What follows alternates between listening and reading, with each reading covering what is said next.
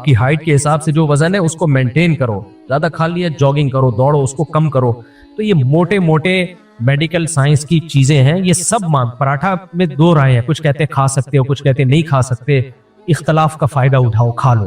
ڈاکٹروں کی رائے میں بڑا اختلاف ہے, پراٹھا کھائیں کہ نہیں کھائیں. اجماع امت سے یہ, ڈاکٹروں کے اجماع سے یہ ثابت نہیں ہے, اس لیے ہم کھاتے ہیں صبح پراٹھا, اور دیسی گھی کا کھاتے ہیں, یہ ڈیزل کے نہیں کھاؤ. تو کیونکہ بہت زیادہ پھر وہ اعتدال سے تجاوز ہو جائے گا. ایک عام آدمی کے لیے یہی ہے, ورنہ عام آدمی کہاں سے لائے گا جو ابال کے اور ملٹی گرین, اور اس میں ٹینشن اتنی ہے نا ملٹی گرینوں میں. ایک دن میں نے ملٹی گرین آٹا پکایا, گھر والوں سے کہا کھانا بناؤ, تو میں نے کہا بس پراٹھا کھا کے مر جانا یہ زیادہ بہتر ہے ملٹی گرین آٹے سے کھا کے زندہ رہنے سے. مشکل, ٹینشن میں نہ ڈالو, لیکن کچھ تو ہو نا, وزن تو نہ بڑھنے دو نا کم از کم. تو اعتدال سے نا اپنی صحت کی پرواہ کرو. ہفتے میں کم از کم ایک دن جاگنگ کر لیا کرو اگر روزانہ نہیں ہو رہی. اگر جاگنگ نہیں ہو رہی, واکنگ تو کرو میرے بھائی. چلو تو صحیح, رات کو یا شام کو یا صبح کو واکنگ تو کرو, کچھ تو ہلو تو کم وقتو. مقصد میرا مقصد یہ ہے, پڑے پڑے مر جاؤ گے. دفتروں میں بیٹھے ہوئے ہیں, وہاں بھی کھا رہے ہیں, پتہ نہیں پیٹ کیوں خراب نہیں ہوتا. مجھے جب دعوتوں میں لوگ کہتے ہیں نا آپ نے اتنا کیوں نہیں کھایا, میں کہتا ہوں وہ سمجھتے ہیں بہت پرہیزگار ہیں یہ حضرت جی دھونے والے لیے. میں کہتا ہوں میں ہضم نہیں کر سکتا یار اتنا جتنا تم لوگ ہضم کر رہے ہو. تو تم پہ حیران ہو رہا ہوں, کیونکہ عادت نہیں ڈالی نا ہم نے. لوگوں نے عادت ڈال کے نا اپنے معدے کے اسپیس کو بڑھایا ہوا ہوتا ہے, وہ کھائے جا رہے ہیں, ہضم ہو رہا ہے. میرے سے نہیں ہوتا ہضم. میں اگر صبح پیٹ بھر کے ناشتہ کیا, بہت زیادہ دوپہر پیٹ بھر کے, رات کو نہیں کھایا جائے گا, پھر رات کو ہلکا کھانا پڑے گا. کھائے جا رہے ہیں. اور لوگ کہتے ہیں ہمارا میدا بہت مضبوط ہے. یہ میدا مضبوط نہیں ہے, یہ ڈھیٹ ہے, یہ بدتمیز میدا ہے, یہ ڈھیٹ ہے, یہ مروائے گا تمہیں. وہ میدا زیادہ اچھا ہے جو تھوڑا زیادہ کھاؤ تو خراب ہو جائے. وہ سگنل دے دیتا ہے کہ بس آپ نے اس کو کھلا کے ڈھیٹ بنا دیا. وہ کہہ رہا ہے یار بس اب روزانہ خراب تھوڑی ہوتا رہوں گا میں. جیسے ایک ڈاکٹر نے بتایا, میں نے کہا رسم تو اتنا گندا پانی کراچی میں آ رہا ہے, لوگوں کے پیٹ خراب نہیں ہوتے. کہتے ہیں یہ اس لیے نہیں کہ پانی اچھا ہو گیا ہے, پیٹ عادی ہو گیا اس گندا پانی پینے کا, تو پیٹ خراب نہیں ہوگا, لیکن اس گندے پانی کے جو سائیڈ افیکٹ ہے وہ تو بہرحال ظاہر ہوں گے. پیٹ تو آپ کسی بھی علاقے میں جاؤ, 2-4 دن پانی آپ کا پیٹ خراب کرتا ہے, پھر پانی کی عادت ہو جاتی ہے انسان کو, لیکن اس میں جو گند ہے وہ تو پیٹ خراب کرے گا نا, وہ باڈی کو خراب کرے گا وہ. تو اس لیے میرے بھائی صحت سے بڑھ کر دنیا میں کوئی نعمت نہیں ہے. وہمی نہ بنو, سب کچھ کھاؤ پیو, مصنوعی چیزوں کو بولو چھوڑ دو. اور یہ کولڈ ڈرنک سے زیادہ خطرناک یہ طاقت کے جوس ہیں. کہتے ہیں میں فریش ڈبے کا فریش جوس پیتا ہوں. جب ڈبے کا کہہ دیا تو فریش جوس ہے نہیں وہ. یہ میں نے ایک دن بیان میں کہا تھا کہ ایک صاحب مجھے کہنے لگے کہ میں نا ایک ملٹی نیشنل کمپنی بڑی مشہور ہے, میں نام نہیں لیتا, اس کا وہ جوس پیتا ہوں میں, اورنج جوس. میں نے کہا اورنج بھی کہتے ہیں, اس میں وٹامن سی ہوتا ہے. میں نے کہا یار لطیفہ سنانے سے پہلے بتا دینا چاہیے کہ بہت بڑا لطیفہ سنانے والا ہوں, تاکہ میں اس حساب سے اپنے لنگس میں اسپیس پیدا کروں ہنسنے کی. ایک دم اتنا بڑا لطیفہ سن کے نا بعض دفعہ ہارٹ اٹیک کا خطرہ ہوتا ہے. کمپنی کا جوس ہے, اس پہ کیا کہہ رہا ہے, وٹامن سی کہہ رہا ہے, اس میں لکھا ہوا ہوتا ہے. میں نے کہا بے وقوف کسی اور کو. یہ میں اس اسٹائل سے آپ کو اس لیے بیان کر رہا ہوں تاکہ آپ کو یقین آ جائے ڈبوں کے جو جوسز ہوتے ہیں کتنی عظیم الشان کمپنی ہو, وہ جاپانیوں نے کیوں نہ بنائی ہو. اس میں حلفیہ بول سکتا ہوں وٹامن سی, بولو نہیں ہوتا, ہو نہیں سکتا اس میں, کیونکہ وٹامن سی آپ جب اس کو گرم کرو گے یا اس میں کیمیکل ڈالو گے, اس کو سیو کرنا پڑتا ہے نا. وہ جوس ایسا تو نہیں ہے نا کہ ادھر ڈبے میں آیا ادھر لوگوں نے پی لیا, کم سے کم بھی 1.5-2 ہفتے تو دکان میں رہے گا نا وہ. تو وٹامن سی تو آپ لیمن جب نکال کے رکھتے ہو نا کافی دیر تک, اس سے اڑ جاتا ہے, غائب ہو جاتا ہے, جو بالکل آرگینک ہے. ادھر کہاں سے رہے گا. تو یہ وٹامن سی کے نام پہ بیوقوف بن رہے ہیں لوگ. ڈبے پہ لکھا ہوا ہوتا ہے, لکھنے پر گورنمنٹ نے کوئی پابندی لگائی ہے.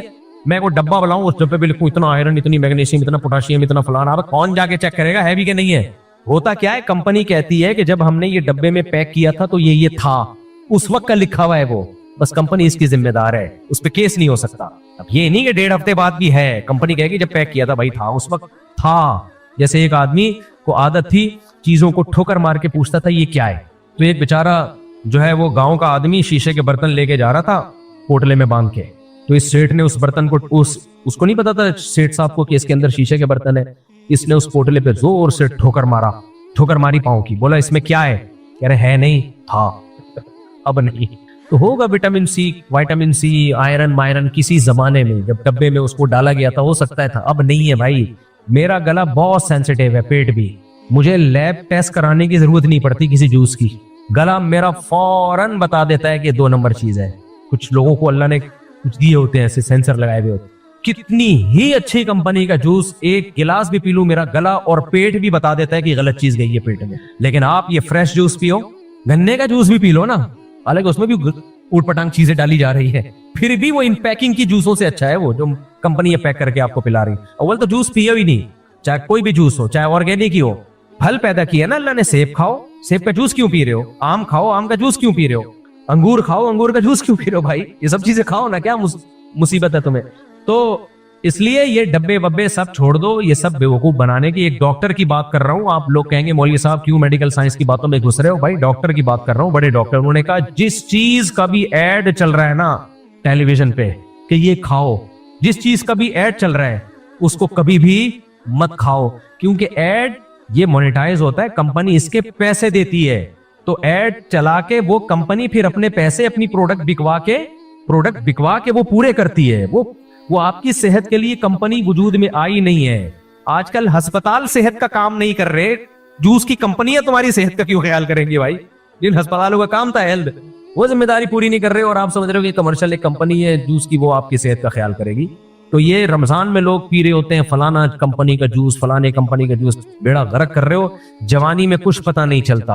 हमारे दोस्त पठान आते हैं, हमें तो कुछ नहीं होता। मैं कहता हूँ बेटा अभी कुछ नहीं होगा, पठानों की भी अब वो सेहतें नहीं रहे। पठानों के दादे 99 साल तक शादियां कर रहे होते थे, अब कर रहे हैं। कोयटा वालों की हड्डी देखो, फौलाद जैसी हड्डी होती है पठानों की। एक डॉक्टर ने कहा पठान की जो कोयटा और ये जो केपीके में पहाड़ी इलाकों के पठानों की हड्डी इतनी मजबूत है, अगर ये सेहत का ख्याल करें ये 150 साल तक जिंदा रहे। इतनी मजबूत हड्डी है। हड्डियों के स्पेशलिस्ट ने मुझे बिल वास्ता बताया किसी के जरिए, इतनी मजबूत हड्डी आज रही है पठानों की वो सेहत। आप देख लो, मैं भी पेशावर से होकर आया, वही यार 50 साल में सब आड़े तिरछे भाई, 60 साल में सब टेढ़े मेढ़े। कोयटा में भी कोई ब्लड प्रेशर का मरीज है, कोई सांस का पेशेंट है, कोई वो गए वंस अपॉन अ टाइम। तो ये सब का बेड़ा गर्क किसने किया है? ये सब इसी ने किया है, चीनी ने, बेकरी आइटम ने, कोल्ड ड्रिंक ने। अब गांव देहातों में भी ये चीजें आ रही हैं बहुत तेजी से, डबल रोटियां खाना शुरू कर दी उन्होंने। तो इतना तो बनता है, इन चीजों को खत्म नहीं कर सकते, कम से कम कम कर दो। क्या ख्याल है भाई? गलत तो नहीं कह रहा? नान मान मत खाया करो। मैं से तो हमारे अब्बा को एक दिन किसी ने डबल ब्रेड दे दी, डबल रोटी। हमारे अब्बा गांव देहातों के पले हुए, वो रोटी खाने के आदी थे, उनको किसी ने दी डबल रोटी। हालांकि पाकिस्तान नेवी में थे और पूरी दुनिया घूमी, ऐसे देसी नहीं थे कि दुनिया का पता ही ना हो। सारी दुनिया का कोई मुल्क नहीं छोड़ा उन्होंने सिवाय चीन और ऑस्ट्रेलिया के। कहते मान ही गया, बाकी पूरी दुनिया में ट्रैवलिंग, डबल रोटी नहीं खाते थे। एक दिन मुझे याद है वालदा ने दे दी कि खा लें। वाल साहब ने जब घुमाया ना, मुंह में चिपट जाती है डबल रोटी। ऐसा ही होता है ना, कहते हैं इतना गुस्से वो कहते हैं ये अल्लाह ने गुनाहों की सजा दी हुई है इन लोगों को, रोटी से हटा के किस पे लगा दिया? डबल रोटी, चिपट जाती है मुंह में। मैं भी डबल रोटी जब खाता हूं ना तो चाय के साथ उसको नरम कर करके उतारता हूं, मतलब चिपड़ती आटे की तरह चिपक जाती। अंग्रेज के जितने खाने हैं कोई एक भी कम बगैर ढंग की चीज नहीं खाता। बर्गर बंद खाता रहेगा, मुंह में चिपड़ता रहेगा वो सारा। हमारी रोटी या लाल आटे की कैसा मजा आता है चबाने में, करके हलक में नीचे उतरती है।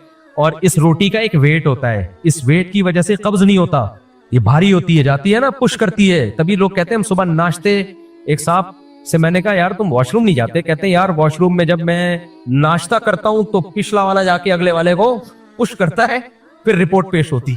समझ रहे हो? एक पूरा साइकिल, एक सिस्टम है कुदरत का बनाया हुआ कि भाई जब आप लाल आटे की रोटी खाते हो, फाइबर होता है उसमें, वो जाती है पुश करती है, उसका एक वेट होता है। अगर आप बर्गर खाओगे वो वेट नहीं बनेगा आपका। अगर आप खाली ये इसी तरह की चीजें फोड़ते फाड़ते रहोगे तो वो नहीं बनेगा। कब्ज की बीमारियां, बड़ी आंत का कैंसर, पता नहीं क्या क्या, कोई बंदा अपना जाके टेस्ट करा के देखे, वो बीमारियों का डब्बा निकलेगा, डब्बा, बीमारियों का डब्बा। और इस बीमारियों से जिंदगी अजाब बनी हुई है, सुस्त बैठे रहते हैं, पड़े हुए, जहां पड़ा हुआ, नींद नहीं आ रही, बेख्वाबी, डिप्रेशन, न चल सकता है, न बात कर सकता है। लतीफा सुनाओ तो हंसी नहीं आएगी, कमबख्त को बैठा रहेगा, हिलाना पड़ता है, बे लतीफा सुनाया मैंने। रोने की बात करो, रोना नहीं आएगा, समझ में ही नहीं आ रहा होता है हो क्या रहा है। दूसरी शादी की बात करो तो ये फिर वो दूसरी शादी लेके बढ़ गए। जवान होते और फुल आपके जो है ना बॉडी एक्टिव होती, दूसरी शादी की बात सुन के पड़क जाता है एकदम, अरे यार क्या जबरदस्त हो गया। करते नहीं करते वो आपका हेडेक है। अब तो सुस्त पड़े रहते, हिलते ही नहीं है। तो ये सब इसकी अलामत है, जिंदगी की रंगीनियां खत्म। और ये इसकी अलामत है। हमारा एक दोस्त था, आदत होती है, लोग कहते हैं बुढ़ापे में जवानी के मजे। पहले बूढ़े कहते हैं यार हजरत जी आप तो बुढ़ापे में जवानी के मजे ले रहे हो। वो लड़का था 24 साल का, मेरा दोस्त था। मैंने कहा कैसी गुजर रही है? कह रहे जवानी में बुढ़ापे के मजे ले रहा हूँ। मैंने कहा हमने ये तो सुना है बुढ़ापे में जवानी के, समझते हो कटक टक की आवाजें आती है, जितनी भी हड्डियां हैं ना चटकती हैं। मैंने कहा अभी से आपका ये हाल हो गया है, कड़ाके निकल रहे हैं, आप किसी के कड़ाके निकल रहे हैं, किसी के सड़ाके निकल रहे हैं। کوئی اب پہلے آپ کو یہ کرسیاں نظر آتی تھی مسجدوں میں ہیں؟ زندگی ہم نے گزار لی. بوڑھے میرے نانا 99 سال میں 98 سال تک تو کھڑے ہو کر تراویح پڑھی ہے انہوں نے. کیا تھا بھائی؟ کوئی میڈیکل سائنس نہیں جانتے تھے, کوئی یوٹیوب نہیں تھا جو ڈاکٹر گائیڈ کر رہے ہو, یہ نہیں تھا. بس یہ جو کولڈ ڈرنک, پیزے, برگر, اور یہ جو آپ بازار سے پروٹین والا گوشت لیتے ہو نا, فریز جو فروزن گوشت ہوتا ہے, اس کی بھی بڑی کمپلین ہے. میں اس کی غیبت نہیں کر رہا آپ کے سامنے اس گوشت کی, میں کاروبار بند نہیں کرنا چاہتا. گوشت وہی اچھا ہوتا ہے, جاؤ ذبح کرواؤ اور لے آؤ. تازہ تازہ نہیں بولوں گا, وہ ولاگ یاد آ جاتا ہے وہ لوگوں کا نہیں جو منہ پہ لال ماسک لگا کے آتا.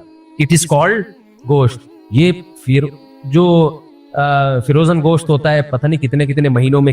بعض لوگ کہتے ہیں, میں کسی پہ الزام نہیں لگا رہا, ہو سکتا ہے کچھ لوگ کرتے ہوں کچھ نہ کرتے ہوں, لیکن بہت سی کمپنیاں اس میں انجیکشن دے کے اس کو سیو کرتی ہیں. کچھ ذائقے کے انجیکشن دیے جاتے ہیں مسالوں کے لیے تاکہ وہ اندر چلا جائے, اس میں کیا کیا ڈالا جا رہا ہے. میرا دوست کل آیا مچھلی لے کے, کہتے ہیں اب میں باربیکیو کروں گا مچھلی کا. میرے لیے الگ مچھلی بنائی ہے بغیر مسالے والی, حالانکہ میں مسالوں کا شوقین ہوں. کیوں؟ میرے اتنے تجربے ہیں, یہ باہر کے مسالے جب لگتے ہیں نا, اب مچھلی کھانے کا فائدہ کم ہوگا, اس مسالے کو پیٹ میں اتارنے کا نقصان بولو زیادہ ہوگا. میں نے کہا نہیں, مسالہ بناؤ گھر کا مسالہ, ادرک لہسن وسن جو بھی کالی مرچ والی وہ بنا لو. آپ پسا ہوا مسالہ باہر سے خرید رہے ہو نا, مجھے ایک بہت ایماندار تاجر نے بتایا ہے جو 2 نمبری نہیں کرتا. اس نے بتایا کہ میں 2 نمبری نہیں کرتا, لیکن کچھ 2 نمبریاں ایسی ہیں وہ کرنی پڑیں گی مجھے, اور میں بتا کے کرتا ہوں وہ, اور میں بتاتا ہوں بھائی یہ ملاوٹ اس میں ہے اور ہر جگہ ہے تاکہ میرا مال حرام نہ ہو. وہ 2 نمبری کہہ رہا ہے ہلدی کو جب ہم پیستے ہیں اس میں کلر بولو ملاتے ہیں. میں نہیں کہہ رہا سارے کرتے ہوں گے, ہو سکتا ہے کچھ لوگ نہ کرتے ہوں. آپ کو ہلدی چاہیے, ہلدی کی وہ لے کر آؤ, اس کو خود کوٹ لو, تھوڑا سا کمر میں درد ہوگا پھر ٹھیک ہو جائے گی, ٹھیک ہے. کالی مرچ کا پاؤڈر بھی میں نے استعمال کرنا چھوڑ دیا ہے. کچھ بھروسہ نہیں ہے بھائی ملک میں کیا ہو رہا ہے. ایک دفعہ میں جوڑیا بازار گیا تو بہت دفعہ ہوں, لیکن ایک دفعہ میں نے یہ منظر دیکھا مسالوں کے مارکیٹ میں. میں جب اندر گھسا ہوں نا, اتنے بڑے بڑے چوہے, اتنے بڑے بڑے یار, وہ سب چیزیں کھا کھا کے نا اتنے مشٹنڈے ہو گئے تھے. میں ولاگ بنا سکتا تھا, لیکن میں نے کہا کسی کا کاروبار کا بیڑا غرق ہوگا. آپ کہہ سکتے ہو لوگوں کا جو بیڑا غرق ہو رہا ہے, تو ایک بندہ کر رہا ہو نا, وہاں تو ماشاءاللہ ہر دوسرا تیسرا کی دکان کا یہی حال. ڈسپلے بڑا خوبصورت, بادام پستے, ڈسپلے پہ آپ جائیں گے نا, صاف ستھرے بادام, صاف ستھرے پستے, ایسا خوبصورت. پیچھے گودام جہاں سے یہ آ رہا ہے, میں گھسا ہوں اس گودام میں, جو منظر میں نے وہاں دیکھا ہے نا, اف, پیچھے جو گودام کی حالت تھی. اس نے کہا بھائی یہی سسٹم کیا چل رہا ہے, یہی سسٹم چل رہا ہے. پیچھے گودام, ڈسپلے پہ تو بڑا صاف ستھرا ہوتا ہے. ایک آدمی نے بتایا میں بہت بڑے ہوٹل میں گیا, اتنا صاف ستھرا ہائیجینک کھانا ان کا زبردست. دیکھتے رہو گے, ہمارے ہاں ایسا کوئی سسٹم ہے بولو؟ کہیں کوئی کیمرہ دیکھا آپ نے؟ ہمیں تو سامنے جو نظر آ رہا ہے, مسالوں میں کیا ڈل رہا ہے کچھ پتا نہیں ہے. میں نے ایک دفعہ بیان میں کہہ دیا تھا کہ ہمارے مسالے بیرون ملک پابندی ہے ان پہ. کسی نے کہا لو, پھر کمپنیوں کے نام لیے کہ دیکھو یہ مسالہ بھی سعودی عرب میں ملتا ہے, یہ مسالہ بھی سعودی عرب میں ملتا ہے. بھائی دیکھو, جب کوئی بندہ بات کرتا ہے نا, اس سے اس کا مطلب پوچھا جائے, فوراً اعتراض نہ کیا جائے. تو میں نے ان کو, مسالے ملتے ہی نہیں کمپنیوں کے, لیکن اس کا فارمولا چینج ہوتا ہے. یہاں پر جو بریانی مسالہ ہے اور ہے, سعودی عرب میں اسی کمپنی کا بریانی مسالہ بولو الگ ہو. یہاں پر جو بریانی جو نہاری مسالہ ملے گا جس کمپنی کا, وہ الگ ہے. یہی جب جائے گا امریکہ میں تو چین, وہ یہ گن افورڈ نہیں کر سکتے. تو یہ شریعت کا حکم ہے, تو چھوڑ دو اپنے آپ کو, ان فضول چیزوں سے بچاؤ اپنے آپ کو, تاکہ ایک اچھی انسان زندگی گزارے. اللہ رسول بھی خوش ہوں گے اس سے, میرا خیال ہے. کیا خیال ہے؟ اور دیندار لوگوں پہ تو یہ بہت ہی برا لگتا ہے. اللہ عمل کی توفیق. بعض علماء کہتے ہیں فی سبیل اللہ سے مراد صرف قتال فی سبیل اللہ ہے, اس سے کچھ اور مراد نہیں. تحریف قرآن کے زمرے میں آتا ہے, یہ بات غلط ہے. یہ ضرور ہے کہ جہاں قرآن میں فی سبیل اللہ جہاد کے معنی میں آیا ہے, تو وہاں تو جہاد ہی کے معنی میں ہے, لیکن قرآن و سنت میں خود فی سبیل اللہ دوسرے معنی میں بھی استعمال ہوا ہے. حدیث میں آتا ہے جو حج پہ نکلتا ہے وہ بھی فی سبیل اللہ, جو مسجد میں نماز کے لیے آتا ہے وہ بھی فی سبیل اللہ. تو کوئی بھی دین کے کام میں نکلا ہے وہ فی سبیل اللہ ہی کہلائے گا. گڑبڑ یہاں ہوتی ہے کہ جہاد میں جو فضائل ہیں, بعض مواقع پہ جہاد کو فی سبیل اللہ کہا گیا ہے, تو جو جہاد کے فضائل ہیں وہ آپ کسی اور جگہ پہ فٹ نہ کریں فی سبیل اللہ کہہ کے اس کو. تو فی سبیل اللہ تو سارے کام ہیں, لیکن جہاد فی سبیل اللہ کے جو اسپیسیفک الگ سے فضائل ہیں وہ کسی اور جگہ فٹ کرنا جائز نہیں ہے. یہ غلط ہو جائے گا. پھر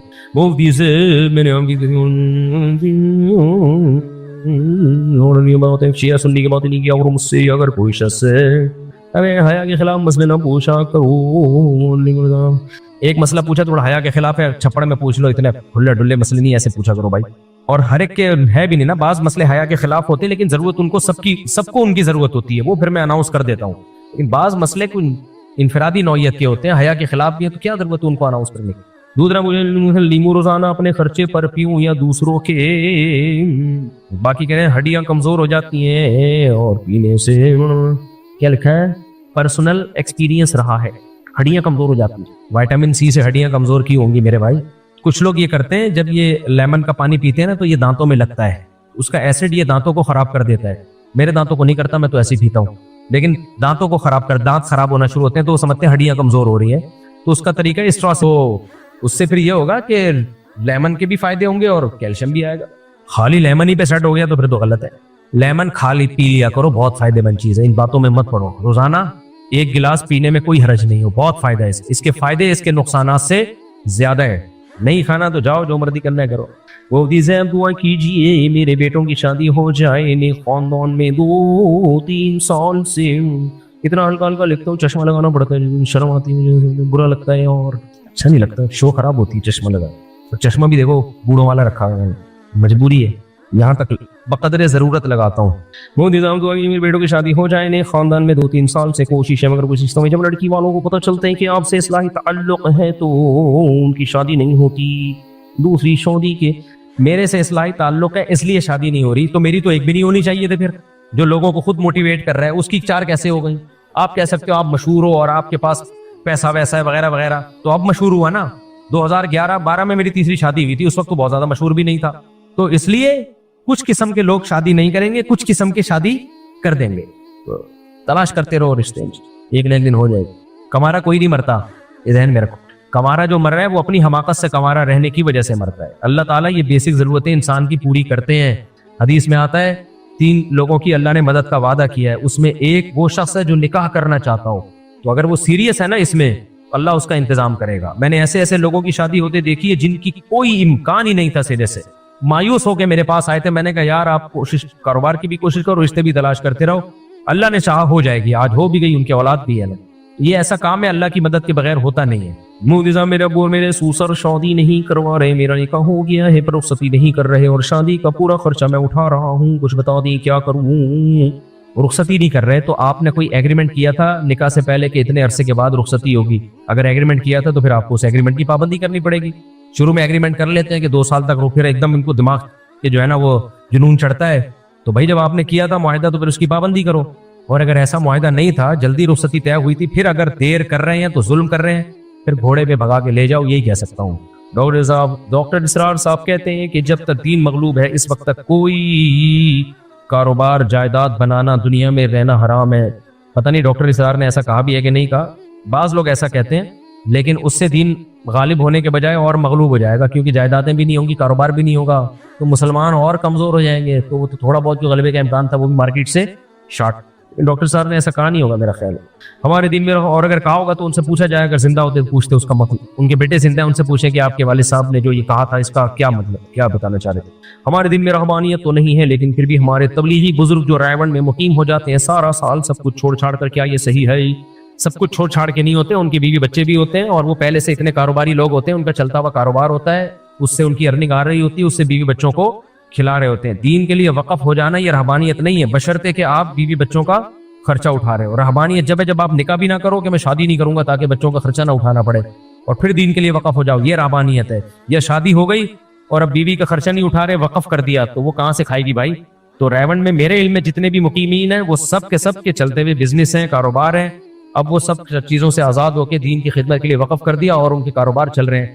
تبلیغ میں کہیں بھی اس کی اجازت نہیں دی جاتی, حتیٰ کہ آپ سال لگانا چاہتے ہو نا, اور آپ کا ابھی امتحان ہونے والا ہے, تو تبلیغ والے آپ کو سال کے لیے 4 مہینے کے لیے نہیں جانے دیں گے, بولیں گے آپ پیپر پہلے دو, کیونکہ آپ کا فیوچر برباد ہو رہا ہے.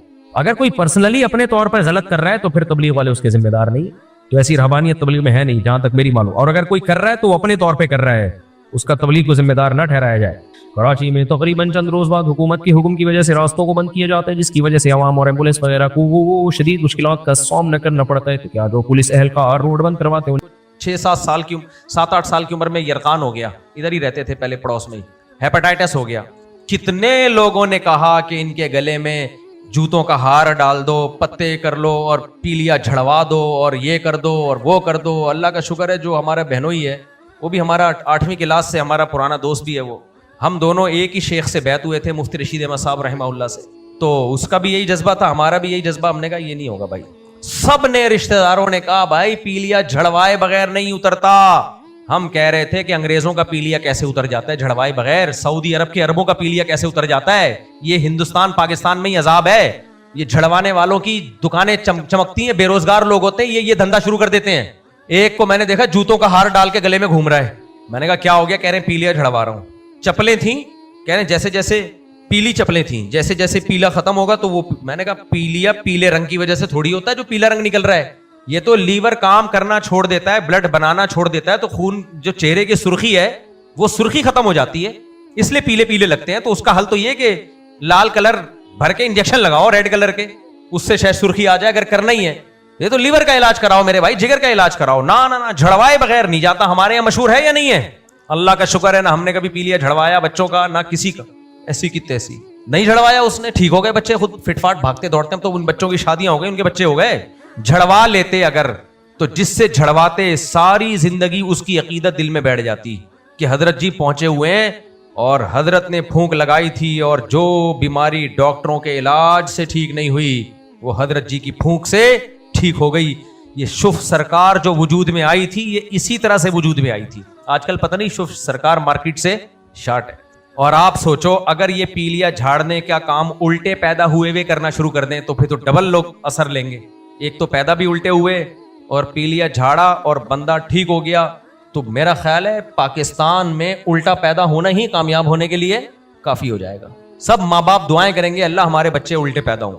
ये है मजहबी तालीमात हमारी सोसाइटी। कितना प्यारा मजहब है इस्लाम। इस्लाम कोई लॉजिक के खिलाफ बात नहीं करता, इलॉजिकल बातों का इस्लाम में कोई दखल बोलो नहीं है। लेकिन मजहबी लोगों ने इस्लाम का जो नक्शा पेश किया है वो ये कि लॉजिक की बात कभी करनी नहीं है, लॉजिक की बात कभी करनी नहीं, ये नक्शा पेश किया है। तभी हर कोई भी सोसाइटी में तरक्की का काम होगा। जो जाहिल मजहबी लोग हैं मैं उनकी बात कर रहा हूं, उलमा की बात नहीं कर रहा, हमेशा वो रुकावट बनेंगे उसमें। और ये आज से नहीं है, हर मजहब में ऐसा ही है, हर मजहब में। तो मैंने वो जो बात शुरू की थी मैं उसकी तरफ दोबारा आता हूं। ये घड़ी का टाइम सही है ना? बहुत दफा घड़ी ही गलत टाइम बता रही होती है। हाँ सही है। तो मैंने बात ये शुरू की थी कि हर शख्स का अच्छाई और बुराई को नापने का मैयार दूसरे से मुख्तलिफ है। किसी की नज़र में किसी चीज़ की बहुत वैल्यू है। देखो एक आदमी को अपने मुल्क में रोज़गार नहीं मिल रहा, बाहर मुल्क में उसको अच्छा रोज़गार मिल गया, तो उसकी नज़र में यहाँ रहना ज़्यादा अच्छा है या बाहर रहना ज़्यादा अच्छा है? बोलो बाहर, क्योंकि उसकी तो ज़रूरत ही रोज़गार थी। तो खूब अच्छी तरह समझ लो, मेरी और आपकी सबसे पहली और बुनियादी ज़रूरत दीन है। दीन, और सिर्फ अपने लिए नहीं, अपनी औलाद के लिए भी, अपनी नस्लों की हिफाजत के लिए। इंसान जब उम्र के एक हिस्से को पहुंचता है तो वो अगर उसने जवानी में अय्याशी ना की हो तो फिर उसके अय्याशी की रग़बत ही ख़त्म हो जाती है। वो एक एज होती है ना हर शख्स की बिगड़ने की। भाई इब्तिदाए जवानी में बिगड़ गए तो आगे बिगड़ते रहोगे। सुधर गए तो जितनी जितनी उम्र बढ़ेगी बिगड़ने के चांसेस कम होते चले जाएंगे, मेच्योरिटी आती चली जाएगी। ऐसा है या नहीं है? तो बहुत से लोगों के लिए वो यहाँ रहें या बाहर मुल्कों में रहें, उनकी सेहत पे कोई फर्क नहीं पड़ता। उनके दीन को अल्लाह ने महफूज कर दिया, यहाँ भी महफूज वहां भी महफूज। लेकिन वो सोचते अपना नहीं, अपनी औलाद का है। अल्लाह ने हमें जैसे अपने दीन की हिफाजत का हुक्म दिया, अल्लाह ने हमें हुक्म दिया या अय्युहल्लज़ीना आमनू क़ू अनफुसकुम व अहलीकुम नारा, ऐ ईमान वालो अपने आप को और अपने घर वालों को जहन्नम की आग से बचाओ। वक़ूदुहन्नासु वल हिजारा, जिसका ईंधन इंसान और पत्थर है। तो जिस शख्स को भी अल्लाह ने दीन की थोड़ी सी समझ दी है वो अपने आप को भी बचाने की कोशिश करेगा और अपनी नस्ल को भी बचाने की कोशिश करेगा। तो जब आप बाहर जाते हैं, दो मुल्क हैं दुनिया में खानदानी, देखो नेगेटिव बातें करने वाले सोशल मीडिया पे भरे हुए हैं। एक नौजवान है, हर दूसरा क्लिप उसका मेरे खिलाफ आया हुआ होता है, हर दूसरा क्लिप उसका मेरे खिलाफ आया हुआ होता है। मैं उस पर रिएक्शन इसलिए रिकॉर्ड नहीं करवा रहा कि बाज़ लोग इसलिए भी कर रहे होते हैं कि हम उस पर रिएक्शन रिकॉर्ड करवाएं तो और मशहूर हो जाएगा, इसलिए मैं उसके नजरियात पे रद्द करता हूं, उसका नाम नहीं लेता। आप देखेंगे टिकटॉक पे, इंस्टाग्राम पे, फेसबुक पे, यूट्यूब पे इस तरह के शॉर्ट्स आ रहे होते हैं। एक नौजवान है हाथ धो के पड़ा हुआ है, दो बंदे हैं हाथ धो के पड़े हुए हैं। میں اکثر بیانات میں کہتا ہوں نا، حاکم چاہے ظالم ہو عادل ہو، شریعت میں اس کی اطاعت کا ہمیں حکم ہے، اور حدیث بھی پیش کرتا ہوں اس پہ. تو کہتے ہیں یہ جنرل باجوہ نے کیوں نہیں اطاعت کی تھی پھر حاکم کی؟ میاں وہ جو عمران خان تھا نا وزیر اعظم، حاکم تو وہ تھا، تو اس کی اطاعت کیوں نہیں کی؟ وہ میرے خلاف بول رہے ہوتے ہیں یہ دو نوجوان. اور حدیث میں یہ بھی تو آتا ہے کلمۃ حق عند السلطان الجائر، سب سے بہترین جہاد ہے ظالم کے سامنے حق بات بولنا. مفتی صاحب یہ بھی تو حدیث لوگوں کو بیان کرو. آئی سمجھ میں؟ نہیں سمجھ، دوبارہ سے ریپیٹ کرتا ہوں. میں نے حدیث پڑھی، صحیح بخاری کی حدیث ہے، اسمعوا واطیعوا ولا. اس کا کلپ بنا دینا خدا کے بندو، لطیفوں کے کلپ چل رہے ہوتے ہیں، وہ ڈھنگ کا کلپ ہی نہیں آتا کلپ ہی نہیں آتا مارکیٹ میں. یہ اردو والوں کی عادت ہوتی ہے، شروع میں ہر لفظ کو زیر دے دیتے ہیں، کلپ اس طرح سے. خیر، میں نے بخاری کی حدیث پیش کی، اسمعوا واطیعوا ولو استعمل علیکم رجل حبشی کأن رأسہ ذبیبہ. آپ صلی اللہ علیہ وسلم نے فرمایا سنو اور اطاعت کرو اگرچہ تم پر حبشی غلام کو مسلط کر دیا. استعمل فعل مجہول ہے، یعنی اپنی خوشی سے نہیں لائے، لایا گیا ہے، وہ مسلط ہو گیا تمہارے اوپر، عوام کے ووٹ سے نہیں آیا، آ گیا. بس کس طرح سے آیا؟ سسٹم کے تحت آیا، لیکن آ گیا، پاور آ گئی اس کے ہاتھ میں، ملک کی باغ ڈور اس نے سنبھال لی ہے. تو کتنا ہی نالائق کیوں نہ ہو، اس کی نالائقی کی نبی نے مثال دی ہے. یہ آدھا کلپ نہیں چلنا چاہیے، پورا چلنا چاہیے. آدھی بات لوگ حدیث سناتے ہیں، وہ پوری بات نہیں کرتے، پھر ریئیکشن ریکارڈ کروانا شروع کر دیتے ہیں. وہ اہل ہو یا نا اہل ہو، نا فرمایا اتنا نا اہل، اس کی نا اہلی کی نبی نے مثال دی ہے. مثال ہمیشہ وہ دی جاتی ہے جو آسانی سے سمجھ میں آ جائے. تو اس لیے آپ نے مثال دی کہ رجل حبشی، حبشی انسان. عام طور پر اس زمانے میں افریقہ میں رہنے والے حبشی بالکل بھی ایجوکیٹڈ نہیں ہوتے تھے، اس زمانے کے حبشی. اور فرمایا کأن رأسہ ذبیبہ، بعض دفعہ انسان میں کوئی قابلیت نہیں ہوتی لیکن پرسنالٹی سے لگتا ہے کہ بڑا قابل ہے. کیا خیال ہے؟ تو لوگ اس کو بھی مان لیتے ہیں کہ یار یہ ہمارا وزیر اعظم ہے یا حاکم ہے یا صدر ہے. فرمایا کہ کأن رأسہ ذبیبہ، اس کا سر کشمش کی طرح پچکا ہوا ہو. کشمش کا جوس نکلا ہوا ہوتا ہے نا، انگور کتنا اچھا ہوتا ہے، کشمش کا مطلب سوکھ کے نچڑ گئی، ایسا نچڑا ہوا سر. حبشی، سیاہ فام، کوئی تعلیم نہیں، لیکن کیا بن گیا؟ حاکم. حاکم کی ڈیفینیشن کیا؟ قوت نافذہ ہو، پاور آ گئی اس کے ہاتھ میں. اب اگر وہ کوئی آرڈر دیتا ہے تو ڈنڈے کی زور سے منوا سکتا ہے وہ آرڈر، اس کو حاکم کہتے ہیں. تو آپ نے کیا فرمایا؟ جب ہونے نہ دو یہ کام. دو باتوں کو لوگ خلط ملط کرتے ہیں. لوگ سمجھتے ہیں میں ایسے حاکموں کو پروموٹ کر رہا ہوں کہ ہاں ایسا ہی آنا چاہیے. نا، راستے میں رکاوٹ ڈالو، نہیں آنے دو ایسے شخص کو. حاکم اسی کو بناؤ جو حاکم بننے کے قابل ہو. حدیث میں یہ نہیں ہے کہ بناؤ ایسے لوگوں کو، نا، بنانے کی کوشش نہیں کرنی ہے.